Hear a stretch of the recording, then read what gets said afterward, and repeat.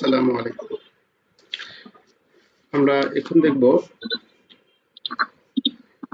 জেআইবিবি ষষ্ঠ banking diploma জেআইবিবি পরীক্ষার প্রস্তুতি মনিটারি অ্যান্ড ফাইন্যান্সিয়াল সিস্টেমের এমএফএস সাবজেক্টের মডিউল 2 থেকে দেখব আমরা।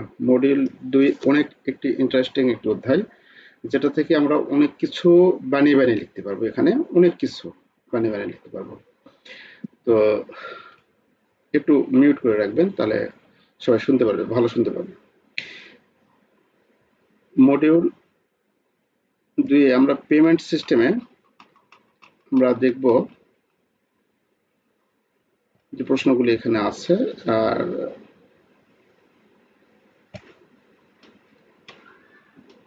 ঠিক আগের লেকচার শিটের মতোই সাজেশন প্রশ্ন এগুলো দেওয়া আছে, আর সলিউশন আমাদের এখান থেকে যে বোর্ড প্রশ্নগুলো আসছে সব এই যে শেষে দেওয়া আছে। তো পেমেন্ট সিস্টেম বা অর্থ প্রদান ব্যবস্থা, এটা কি একটু মিউট করে রাখবেন, তাহলে শুনতে সমস্যা হয় না, সবাই ভালো শুনতে পাবে। আপনি সবাইকে মিউট করে দেন একবারে। যে মিউট করে দিচ্ছি, আবার আনমিউট হচ্ছে, আনমিউট করে নিচ্ছে। মিউট অল করলাম তো আবার।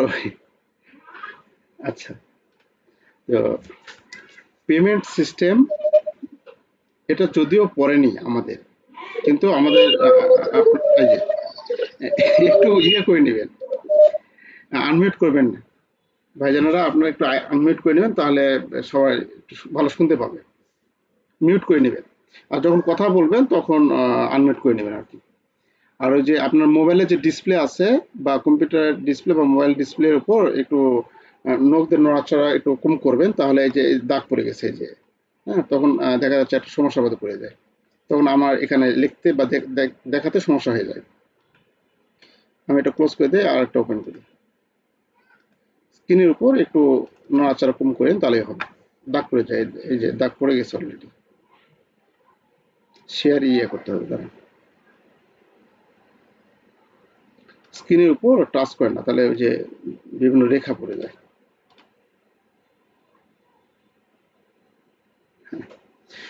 আচ্ছা, আমরা পেমেন্ট সিস্টেমে যদিও এই দেখুন 1 নাম্বার প্রশ্ন, আপনি পেমেন্ট সিস্টেম বলতে কি বোঝেন?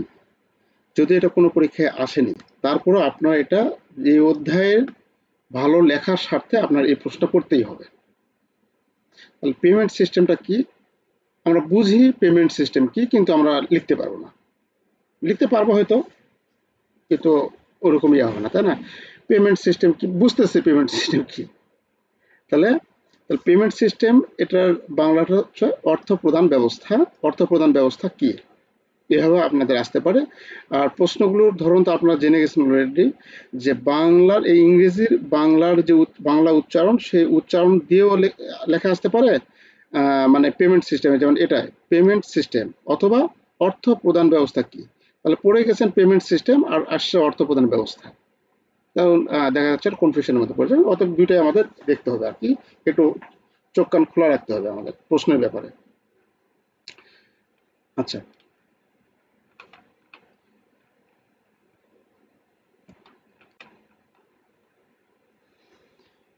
Payment system.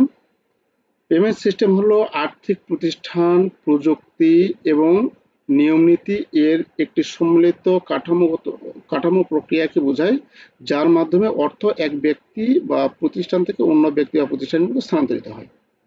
তাহলে এই সিস্টেমটাই হচ্ছে যে কোনো সিস্টেম, খালি এই সিস্টেম না, যে কোনো সিস্টেমই হচ্ছে একটা প্রক্রিয়া, মানে কতগুলো ফাংশন একত্রিত করে একটা প্রক্রিয়া, মানে এর সাথে এর লিঙ্ক লাগানো, এর সাথে এক লিঙ্ক লাগানো, এই জিনিসগুলো মাথায় নিয়ে আসবেন আগে। তাহলে সিস্টেম কি জিনিস এটা আপনি অটোমেটিক লিখতে পারবেন। তাহলে পেমেন্ট সিস্টেমটাই হচ্ছে একক কোনো প্রক্রিয়া না, এটা হচ্ছে আপনার ডিজিটাল ডিভাইস লাগবে, নেটওয়ার্ক লাগবে, এক অ্যাকাউন্ট লাগবে, আরেক অ্যাকাউন্ট লাগবে, এক ব্যক্তি লাগবে, এক পক্ষ লাগবে, আরেক পক্ষ লাগবে, তাই না? এই সবগুলোর মূলে একটা প্রক্রিয়াগত কাঠামো বা একটা কাঠামোগত প্রক্রিয়া। তো এই পেমেন্ট সিস্টেমটাই আমাদের আগে জানা দরকার, তারপরে আমরা অন্যান্য প্রশ্নগুলো ভালো অ্যান্সার করতে পারবো। তাহলে আমরা, আপনি বা আমি, সেটা ব্যাংকিং চ্যানেলে হোক কিংবা সেটা আপনি নগদে হোক, মানে ক্যাশ হ্যান্ড টু হ্যান্ড হোক, আমরা বিভিন্ন পদ্ধতি অবলম্বন করে এক পক্ষ থেকে আরেক পক্ষের কাছে যখন আমরা অর্থটা স্থানান্তর করি, অর্থাৎ ফান্ডটা যখন ট্রান্সফার করে থাকি, তাহলে সেটাকে আমরা পেমেন্ট সিস্টেম বলবো। এটা শুধু আমরা টাকা দেওয়াকে বোঝাবে তা না, ফান্ড যে ট্রান্সফার, যেমন বিএসবি, এফটিএন, আরটিজিএস এর মাধ্যমে যে ফান্ড ট্রান্সফার, এটাও এর মধ্যে অন্তর্ভুক্ত হবে। এই পেমেন্ট সিস্টেম বলতে শুধু টাকার মধ্যে সীমাবদ্ধ না, আমরা যে ফান্ড ট্রান্সফার করব সেই ফান্ড ট্রান্সফার এর মধ্যে অন্তর্ভুক্ত থাকবে। আচ্ছা, তাহলে মোট কথা বলতে পারি যে কোনো আর্থিক প্রতিষ্ঠান, পেমেন্ট সিস্টেম হলো আর্থিক প্রতিষ্ঠান, প্রযুক্তি এবং নিয়ম নীতি এর একটি সম্মিলিত কাঠামো প্রক্রিয়াকে বোঝায়, যার মাধ্যমে অর্থ এক ব্যক্তি বা অন্য প্রতিষ্ঠানের নিকট স্থানান্তরিত হয়। তাহলে এখানে আজকের আধুনিক অর্থনীতিতে পেমেন্ট সিস্টেমের গুরুত্ব অপরিসীম। এটি নগদ অর্থ, cheque, credit card, mobile banking, electronics fund transfer ইত্যাদির মাধ্যমে পরিচালিত হয়।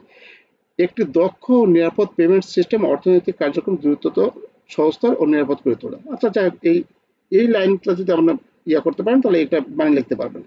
এবং অবশ্যই সংজ্ঞাগত যেগুলো থাকবে, এটা আপনারা ভালো জানেন। প্রথমে সংজ্ঞা দিবেন একটা, আপনার মতো করে আপনি সংজ্ঞা দিবেন, তারপরে ওটার উপরে একটু ব্যাখ্যা বানিয়ে লেখা, 2 লাইনে একটু লেখার চেষ্টা করবেন।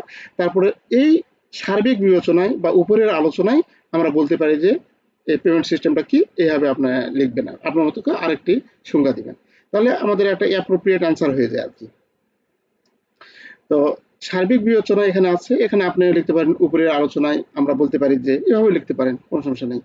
সার্বিক বিবেচনায় পেমেন্ট সিস্টেম হলো একটি কাঠামোগত ব্যবস্থা যার মাধ্যমে অর্থ লেনদেন নির্বিঘ্ন, নিরাপদ এবং কার্যকরভাবে এক ব্যক্তি বা প্রতিষ্ঠান থেকে অন্য ব্যক্তি বা প্রতিষ্ঠান, এই কথাটা যেন আপনার ভাষার মতো থাকে, এক ব্যক্তি বা প্রতিষ্ঠান থেকে অন্য ব্যক্তি বা প্রতিষ্ঠানের নিকট স্থানান্তরিত হয়। আচ্ছা, এটা হলো পেমেন্ট সিস্টেম। এটা আমাদের কখনো আসেনি, তারপর 3 স্টার দিয়েছে, এটা আমাদের জানার জন্য। তো তারপর আছে পেমেন্ট সিস্টেমের বিবর্তন আলোচনা করুন। এটা সাধারণত আমাদের ওরকম ইতিহাস নির্ভর ওরকম আসে না, তো এটা আমরা দিবে না, এই প্রশ্ন দিবে না, এটা দেখবো না আমরা। তারপর আছে পেমেন্ট সিস্টেমের বিভিন্ন প্রকার বা পদ্ধতি, বিভিন্ন মানে কি কি প্রকারে বা কি পদ্ধতিতে আমরা পেমেন্ট সিস্টেম করতে পারি, এই বিষয়টা আমাদের এটা 3 স্টার দেওয়া আছে এবং অত্যন্ত গুরুত্বপূর্ণ। পেমেন্ট সিস্টেমের বিভিন্ন প্রকার বা পদ্ধতি আলোচনা করো। এখানে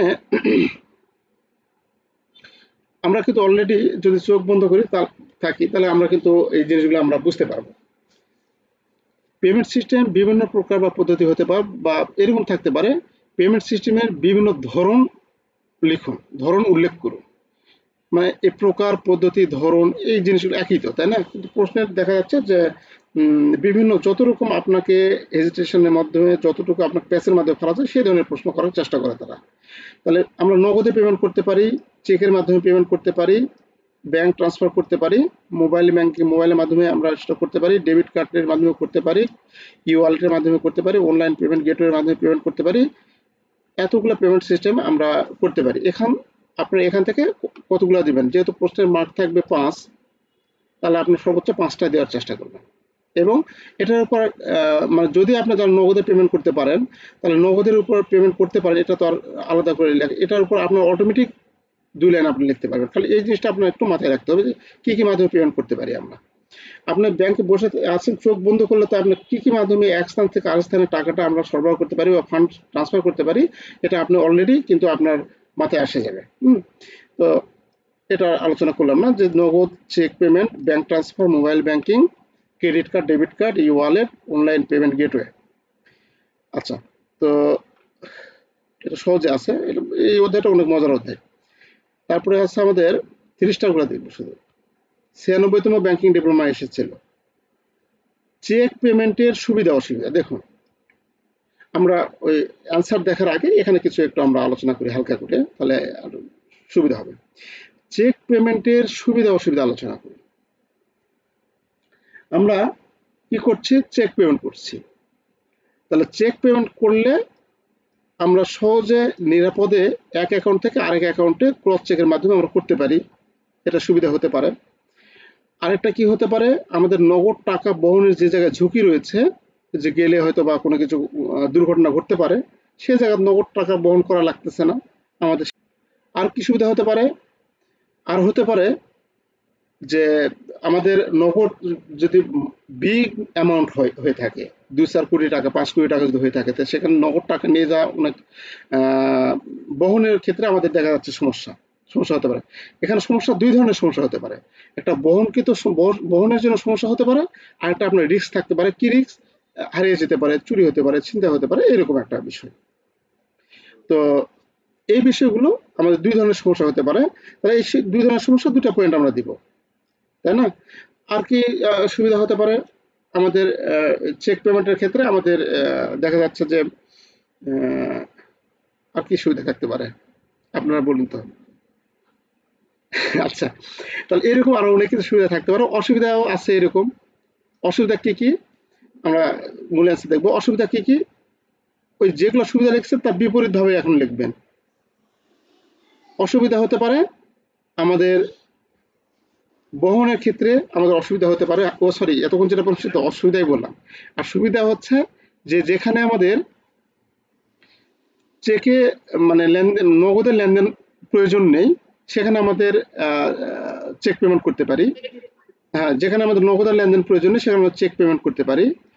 আমাদের সহজে বা দ্রুত ট্রান্সফারের জন্য আমরা কিন্তু চেক পেমেন্ট করতে পারি। যেমন নগদ যদি আমরা ঢাকায় কোনো জায়গায় আমরা ক্যাশ টাকা নিয়ে যেতে চাই, সেখানে আমাদের সময়ের ব্যাপার, বা এক ব্যাংক থেকে আরেক ব্যাংকে নিয়ে যাওয়ার ব্যাপার, যখন চেকে ট্রান্সফার করুন তখন সেই সুবিধাটা আমরা পেতে পারি। এইরকম এখানে সুবিধা এবং অসুবিধাগুলো রয়েছে। এখন এখানে আমাদের যেগুলো দেওয়া আছে এটা দেখলে একটু সুবিধা হবে, যে নগদ অর্থ বহনের ঝুঁকি হ্রাস, যেটা আলোচনা করলাম, নগদ অর্থ বহনের ঝুঁকি হ্রাস, সুবিধাজনক এবং নিরাপদে আমরা নিয়ে যেতে পারি। যে একটা চেক নিয়ে গেলে হয়, সেখানে কোটি কোটি টাকা লেখা থাকে, ওটা সমস্যা নেই। তারপরে আছে লেনদেনের রেকর্ড সংরক্ষণ। আমরা হ্যাঁ, এটার গুরুত্বপূর্ণ একটা সুবিধা। কাকে? মিস্টার আক্কাসকে কত তারিখে আমরা টাকাটা পরিশোধ করছি, আক্কাস যদি অস্বীকার করে তাহলে তো সমস্যা। তার দৌড়ে গিয়ে আমার ব্যাংকের স্টেটমেন্ট তুলে নিয়ে আসলে তখন আমরা বলতে পারবো যে এত নাম্বার চেক নাম্বার দিয়ে আমরা টাকা ট্রান্সফার করতেছিলাম ওই অ্যাকাউন্টে, তাই না? এটা একটা গুরুত্বপূর্ণ একটা সুবিধা, অনেক গুরুত্বপূর্ণ বড় ধরনের একটা সুবিধা। তারপর হচ্ছে ভবিষ্যতের পেমেন্ট নির্ধারণ।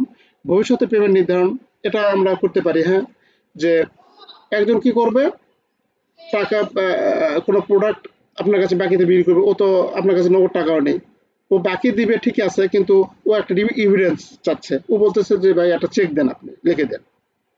হ্যাঁ, আপনি 100 টাকার কোনো জিনিস নিলেন, 100 টাকা বা 1000 টাকা আপনি একটা চেক লিখে দিলেন। এটা ভবিষ্যতে পেমেন্ট নির্ধারণ আর কি। হ্যাঁ, তাহলে এই একটা সুবিধা পাচ্ছি চেকের মাধ্যমে।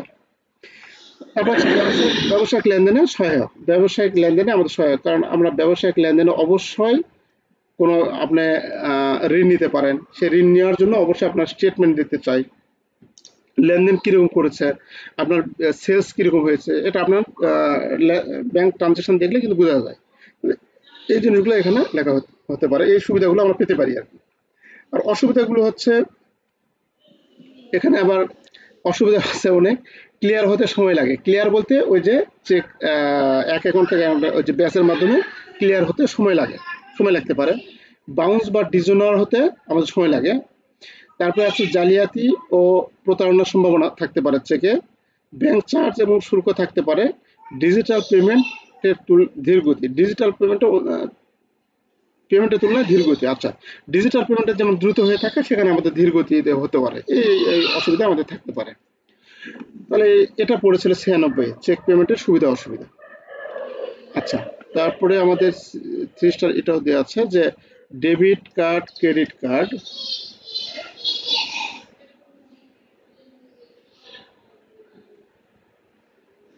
আচ্ছা, তারপরে আছে debit card, credit card, debit, credit এবং প্রিপেইড কার্ডের মধ্যে পেমেন্ট পদ্ধতির মধ্যে সুবিধা এবং অসুবিধাগুলি আলোচনা করো। তাহলে আমরা কিন্তু এই জিনিসগুলা ডিসপ্লের উপর দাগ পড়ে গেছে, আপনার স্ক্রিনে একটু নড়াচড়া কম করেন আর কি, দাগ পড়ে গেছে, আমি দেখতে পাচ্ছি, সমস্যা হচ্ছে। ডেবিট কার্ড, ক্রেডিট কার্ড এই দুটি আমরা জানি।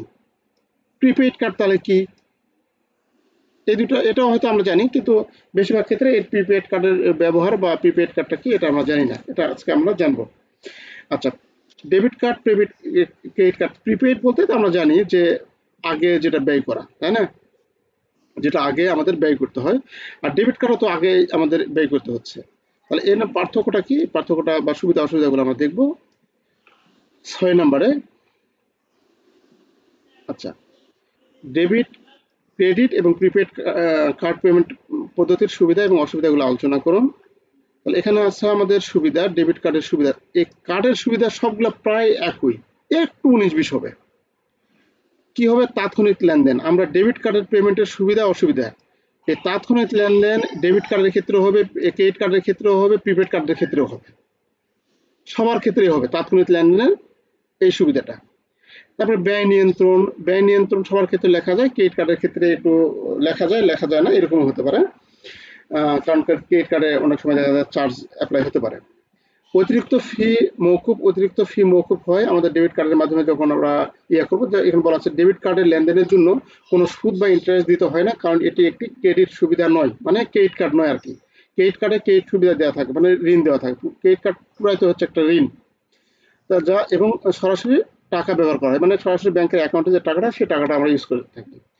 সহজ ব্যবহার, এটা ব্যবহার সহজ, অনলাইন এবং অফলাইন ব্যবহারের সুবিধা রয়েছে। অসুবিধা হচ্ছে হিসাবে টাকা না থাকলে লেনদেন সম্ভব নয়। প্রথম যে অসুবিধা, আমাদের হিসাবে যদি অবশ্যই আমাদের ব্যাংক অ্যাকাউন্টের টাকাটা খরচ করার জন্য যে কার্ডটা আমরা ইউজ করি, বা ডেবিট করার জন্য যে কার্ডটা আমরা ইউজ করি, সেটা হচ্ছে মূলত ডেবিট কার্ড, তাই না? তো তাহলে এই ডেবিট কার্ডে আমাদের হিসাবে যদি না টাকা থাকে, তাহলে সেটা আমাদের লেনদেন অসম্ভব। সিকিউরিটি ঝুঁকি, রিস্ক থাকতে পারে, যে আমাদের পাসওয়ার্ড এটা লিকেজ হয়ে যেতে পারে, হারানোর সম্ভাবনা থাকতে পারে, এরকম। কোনো ক্রেডিট সুবিধা নেই, এখানে কোনো লোনের সুবিধা নেই। আপনার টাকা আপনি খরচ করতেছেন, এখানে কোনো লোনের সুবিধা নেই। বাধাপ্রাপ্ত লেনদেনের সীমা বাধা, মানে আপনাকে একটা লেনদেনের সীমা দিয়ে দিয়েছে যে আপনি 1 লাখের বেশি উত্তোলন করতে পারবেন না পার ডে। তাহলে আপনি ওই কার্ডটি শুধু 1 লাখই উত্তোলন করতে পারবেন, কিন্তু আপনার দরকার তার বেশি, তাহলে সেই ক্ষেত্রে আপনি সমস্যার সম্মুখীন হবেন। ব্যাংক সমস্যা হলে লেনদেন ব্যাহত, মানে ব্যাংকের সার্ভার ডাউন হলে, মানে ব্যাংকের নেটওয়ার্ক সমস্যা হলে আর কি, এটা হবে ব্যাংকের নেটওয়ার্ক সমস্যা হলে আমাদের লেনদেন ব্যাহত হতে পারে। তাহলে এখানে আমাদের সুবিধাও যেমন রয়েছে, আমাদের অসুবিধাগুলো তেমন রয়েছে। আচ্ছা, ক্রেডিট কার্ডের সুবিধাগুলোর ক্ষেত্রে আমাদের ঋণের সুবিধা। প্রথমে আমরা এখানে ঋণ ফ্যাসিলিটিস পাচ্ছি, ক্যাশব্যাক, পুরস্কার। ক্রেডিট কার্ডে কিন্তু যত অফার, সব ক্রেডিট কার্ডে। আপনি সেন্ট মার্টিনে একটা হোটেল বুক দিবেন, সেখানে আমাদের ক্রেডিট কার্ডে, অমুক ব্যাংকের ক্রেডিট কার্ডে 20% ছাড় ব্যবহার করলে, অমুক ব্যাংকের ক্রেডিট কার্ডে কক্সবাজার হোটেল বুকিং দিলে এত পার্সেন্ট ছাড়। যত সুবিধা সব ক্রেডিট কার্ড, ডেবিট কার্ড নেই। তাহলে এইরকম ক্যাশব্যাক এবং পুরস্কারের যেগুলো ছাড়, এগুলো বেশি করে আমাদের ক্রেডিট কার্ডে থেকে থাকে। মাসিক বিল পরিশোধের সুবিধা, অনলাইন এবং আন্তর্জাতিক ব্যবহারের সুবিধা, আর্থিক নিরাপত্তা। তাহলে এই সুবিধাগুলো আমরা এখানে পেতে পারি। এখানে মূল সুবিধা হচ্ছে ঋণের সুবিধা, তারা আমাদের ব্যাংক আমাদের ঋণ দেয়, তাই না? ক্রেডিট সুবিধা দিয়ে থাকে। অসুবিধাগুলো হচ্ছে উচ্চ সুধার অসুবিধা অনেকগুলো আছে। উচ্চ সুধার, অতিরিক্ত খরচের প্রবণতা থাকে, বার্ষিক ফি এবং অন্যান্য চার্জ, ক্রেডিট স্কোরের উপর প্রভাব। মানে আপনি যদি সময় মতো বিল পরিশোধ না করেন, তাহলে দেখা যাচ্ছে যে আপনি কিন্তু হচ্ছে, মানে যেটা ডিফল্টার হিসাবে আপনাকে, মানে আপনার হচ্ছে যে সিআইবি রিপোর্ট কিন্তু খারাপ হবে, তাই না?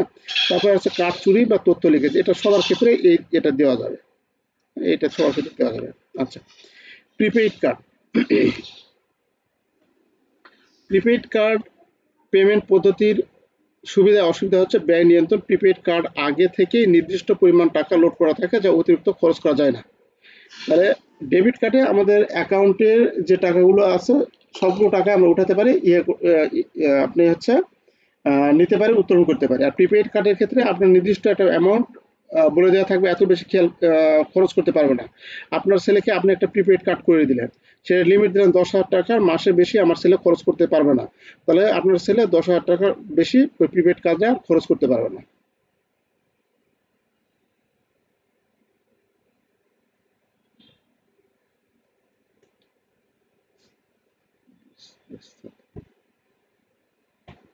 আচ্ছা, তাহলে তারপরে আছে ব্যয় নিয়ন্ত্রণ, সিকিউরিটি সুবিধা। ব্যাংক অ্যাকাউন্টের সাথে সরাসরি যুক্ত না থাকার কারণে যদি কার্ড হারিয়ে যায়, তবুও অ্যাকাউন্টের টাকা নিরাপদ থাকে, সহজ ব্যবহারের জন্য উপযুক্ত। তারপর হচ্ছে অনলাইন অফলাইনে ব্যবহার বয়স। আচ্ছা, এটা দেখবো আমরা, এটা পার্থক্য আছে না একটা।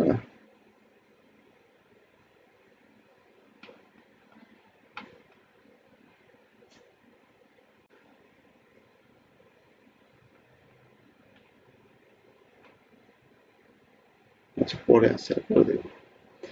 আচ্ছা এখানে 96, তারপরে আছে 99তম ব্যাংকিং ডিপ্লোমা পরীক্ষা, যে মোবাইল, এটা দেখবো না, শুধু পয়েন্টগুলো দেখে যাই, যাতে আপনারা ইউটিউবে শুনলে এই বিষয়গুলো আপনাদের কানে বাজে, তখন আপনারা একটু মনে রাখতে পারবেন। এই জন্য বলি, মোবাইল পেমেন্ট পদ্ধতির সুবিধা অসুবিধা। ঠিক যেমন আমরা চেকে যেমন সুবিধা অসুবিধা দেখলাম, তাহলে মোবাইল তো যেহেতু একটা নেটওয়ার্কিং সিস্টেম, তাই না, নেটওয়ার্কিং সিস্টেমের মাধ্যমে আমরা পেমেন্ট করে থাকি, এটা সুবিধা অসুবিধা। তার মানে কি, আপনি ডেবিট কার্ডের যদি সুবিধা অসুবিধার কথা আপনি বলেন, তাহলে সেই সুবিধা অসুবিধাগুলো এখানে আমরা প্রযোজ্য হবে, মোবাইলের ক্ষেত্রেও প্রযোজ্য হওয়ার ইয়া রয়েছে, চান্স রয়েছে, অনেক কিছু আমরা দিতে পারবো আর কি এইভাবে। তাহলে 7 নম্বর আছে মোবাইল পেমেন্ট পদ্ধতির সুবিধা এবং অসুবিধা আলোচনা করুন। দ্রুত আমরা লেনদেন করতে পারি, তাই না, দ্রুত ট্রান্সফার বা লেনদেন করতে পারি, সর্বোচ্চ গ্রহণযোগ্যতা আছে, খরচ সাশ্রয়ী নিরাপদ পদ্ধতি, ডিজিটাল লেনদেনের প্রচার, আরো অনেক এখানে পার্থক্য দিতে পারেন, যে আপনার এটা মোবাইল সিস্টেমে আপনি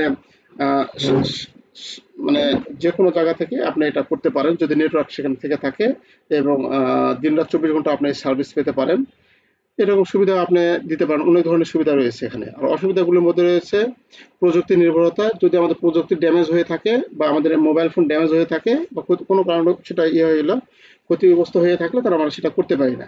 সাইবার ঝুঁকি, এখানে যেখানে ইন্টারনেট থাকবে, নেটওয়ার্কিং ব্যবস্থা থাকবে, সেখানে সাইবার ঝুঁকি থাকবেই। এই সাইবার ঝুঁকি আমাদের ইন্টারনেট বা নেটওয়ার্কিং সিস্টেমের মধ্যে থাকলে এই অসুবিধাটা সবসময়ের জন্য ব্যবহার করবো এটা আমরা, সাইবার ঝুঁকি। প্রযুক্তিগত জ্ঞানের সীমাবদ্ধতা, যদি আমাদের জ্ঞানের সীমাবদ্ধতা থাকে, যেমন অনেক লোক আছে দেখা যাচ্ছে বিকাশে মানি ট্রান্সফার করতে পারে না, কিন্তু বিকাশ ঠিকই সে বিকাশে লেনদেন করে থাকে, তো এরকম জ্ঞানের যদি সমস্যা হয়ে থাকে, তাহলে আমরা এটাতে বাধার সম্মুখীন হব। লেনদেনের সীমাবদ্ধতা, ওই যে বললাম লেনদেনের সীমাবদ্ধতা বলতে, লেনদেনের একটা দিয়েছে যে আপনি যেমন বিকাশে আপনি 25,000-এর বেশি সেন্ড মানি করতে পারবেন না, 20,000 বা 30,000 এরকম, তাহলে এরকম একটা লেনদেনের সীমা দিয়ে থাকে।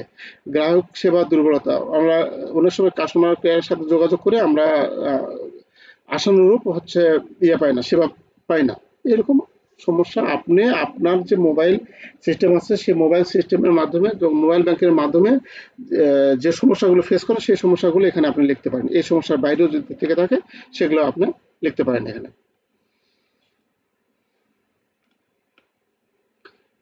ইলেকট্রনিক্স ব্যাংক ট্রান্সফার পেমেন্ট পদ্ধতির সুবিধা অসুবিধা, এই ইলেকট্রনিক্স যেগুলো আছে সেগুলো এই মোবাইলের মধ্যে যেগুলো দিয়েছে ওই একই রকমই, বা ডেবিট কার্ড ক্রেডিট কার্ডে যেরকম দেওয়া হচ্ছে ওই একই জিনিসই এখানে আমরা দিতে পারি। মোবাইল ওয়ালেট পেমেন্ট পদ্ধতির সুবিধা অসুবিধা এগুলো সবগুলো একই, মানে নেটওয়ার্কিং ব্যবস্থার মাধ্যমে যেগুলো চাইবে সুবিধা অসুবিধা সেগুলো প্রায় একই ধরনের আসবে। তারপরে আছে কুইক রেসপন্স, এটা হচ্ছে এলা কোনটা স্টার দেয় না, এটা 3 স্টার দেওয়া আছে। কিউআর বা কুইক রেসপন্স কোড পেমেন্টের মাধ্যমে সুবিধা অসুবিধা আলোচনা করুন। এটা কিউআর কোডও হচ্ছে আমাদের নেটওয়ার্কিং ব্যবস্থার মাধ্যমে, এটা হচ্ছে নাম্বার হচ্ছে 10।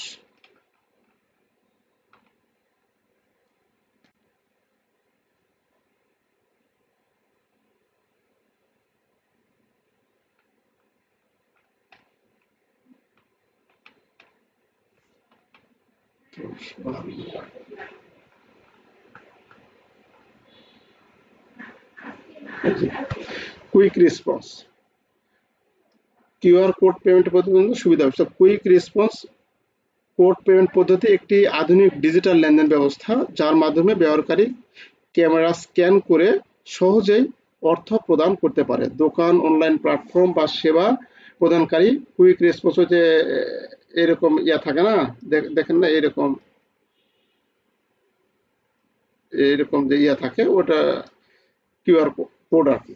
তো ওটা স্ক্যান করে সহজে আমরা টাকা আদান প্রদান করতে পারি, পেমেন্ট করতে পারি আর কি, সে কথা এখানে বলা আছে। তো এর সুবিধা অসুবিধা কি, আপনি এর সুবিধা অসুবিধা অবশ্যই আমাদের এর জন্য ডিভাইস লাগবে, ডিভাইস ছাড়া তো হবে না, নেটওয়ার্ক লাগবে, নেটওয়ার্ক ছাড়া হবে না, যেহেতু নেটওয়ার্কিং ওই সুবিধা অসুবিধাগুলো এর মধ্যে দিয়ে দিবে।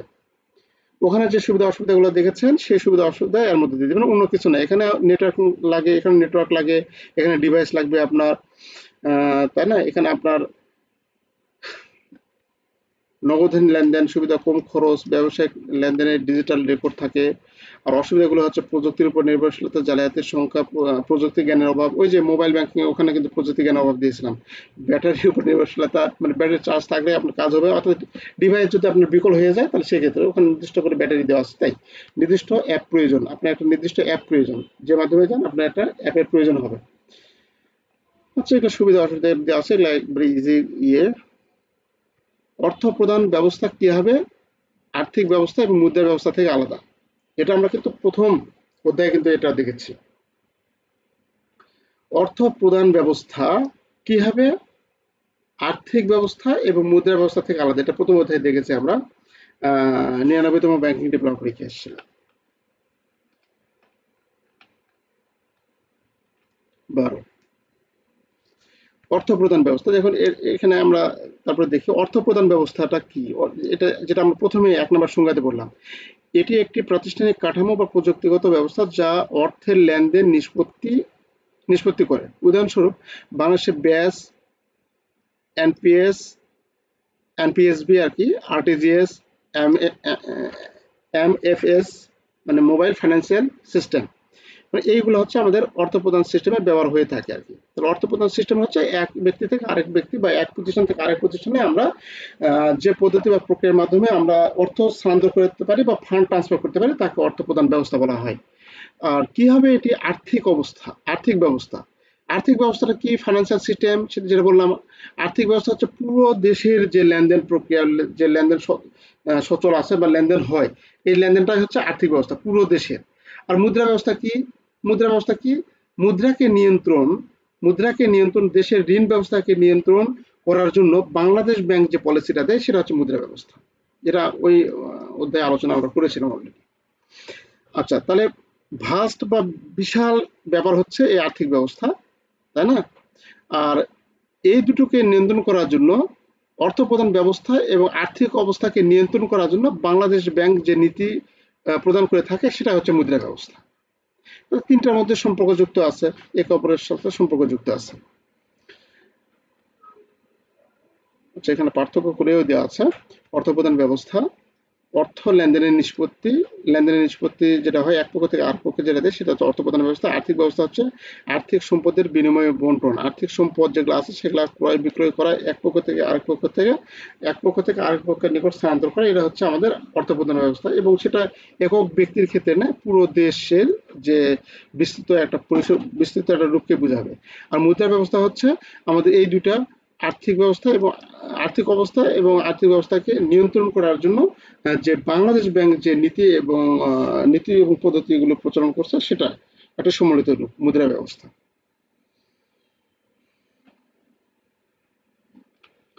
আচ্ছা, এই পর্যন্ত আমাদের ইএফটি এগুলো অবদান দেখুন না, রাইট শর্ট নোট, ব্যাস, আরটিজিএস, এনপিএস, পজ মেশিন, আমাদের এই বিষয়গুলো শর্ট নোট লিখতে বলছে, এটা বই আছে, এটা দেখে নেবেন, এটা জানেন তো। এখন এখানে বলেছে 96তম ব্যাংকিং ডিপ্লোমা পরীক্ষা এসেছিল ডেবিট কার্ড এবং ক্রেডিট কার্ডের মধ্যে পার্থক্য। তাহলে উপরে যে ডেবিট কার্ড এবং ক্রেডিট কার্ডের মধ্যে সুবিধা অসুবিধা গুলো দেখলাম, এবং ডেবিট কার্ড ক্রেডিট কার্ড কি, এই জিনিসগুলো কিন্তু আমরা এখানে পার্থক্যটা লিখতে পারবো। এবং অনেক ইজি একটা প্রশ্ন, এটা কিন্তু আমাদের আলোচনা না করলেও চলবে। তারপরে কিউআর কোড কি, ওই যে QR code, quick response code, QR code, তাই না? এটা আমরা যেটা আগে দেখলাম, এটা আমাদের না দেখলেও চলবে। তারপরে আছে ব্যাংক হিসাব, ডেবিট, ক্রেডিট বা প্রিপেইড কার্ড বা এমএফএস ও ই ওয়ালেট হিসাব বিভিন্ন অর্থ প্রদানের উপায় ব্যবহার করে পণ্য পরিষেবা ক্রয়ে অর্থ আদান প্রদান জনপ্রিয়তা করতে সম্প্রতি বাংলাদেশ ব্যাংক একটি পরিচালনযোগ্য বাংলা কিউআর কোড চালু করেছে। আপনি কি মনে করেন আমরা অদূর ভবিষ্যতে একটি ক্যাশলেস সমাজের দিকে এগিয়ে যাচ্ছি? মতামত দিন। অবশ্যই ক্যাশলেস সমাজের দিকে এগিয়ে যাচ্ছি। এখন তো আপনারা অনেকেই আছে, ব্যাংকাররা বিশেষ করে অনেকেই নগদ টাকা ব্যবহার খুব কম করে, তারা ডেবিট কার্ড, ক্রেডিট কার্ড বা মোবাইল ব্যাংকিং এর মাধ্যমে তারা কেনাকাটা করে থাকে। ডেবিট কার্ড মানে খুব কম ক্যাশ তারা ব্যবহার করে থাকে, তাই না? তাহলে এই যে ক্যাশ ছাড়াই যে আমরা বিভিন্ন মাধ্যমে যেটা আমরা লেনদেন করছি, এটার নাম হচ্ছে ক্যাশলেস। তাহলে অবশ্যই আমরা ক্যাশলেস সমাজের দিকে যাচ্ছি। ভবিষ্যতে আমাদের ক্যাশের ব্যবহারটা অনেক কমে যাবে, হয়তো বা থাকবে না বললেই চলে, এরকম অবস্থা হবে। আচ্ছা, তো এটার উপর মতামত দিতে বলছে, আপনি অবশ্যই সেই মতামতটা দিবেন আর কি। আচ্ছা, তারপরে আছে, আপনি যদি অনলাইনে পণ্য ও পরিষেবা ক্রয় করতে ক্রেডিট কার্ডের মাধ্যমে মূল্য পরিশোধ করতে চান, তাহলে কি M1 এবং M2 অর্থ যোগান কিংবা উভয়কেই প্রভাবিত করবে, নাকি কোনোটিতেই প্রভাব রাখবে না, ব্যাখ্যা করুন। অনেক গুরুত্বপূর্ণ প্রশ্ন। 96তম ব্যাংকিং ডেভেলপমেন্ট, মানে আপনি যখন ডেবিট কার্ড বা ক্রেডিট কার্ডের মাধ্যমে যখন কোনো কিছু কিনবেন বা অর্থ আদান প্রদান করবেন, সেক্ষেত্রে এটা কি প্রভাব ফেলবে কিনা, 18 নম্বর প্রশ্ন।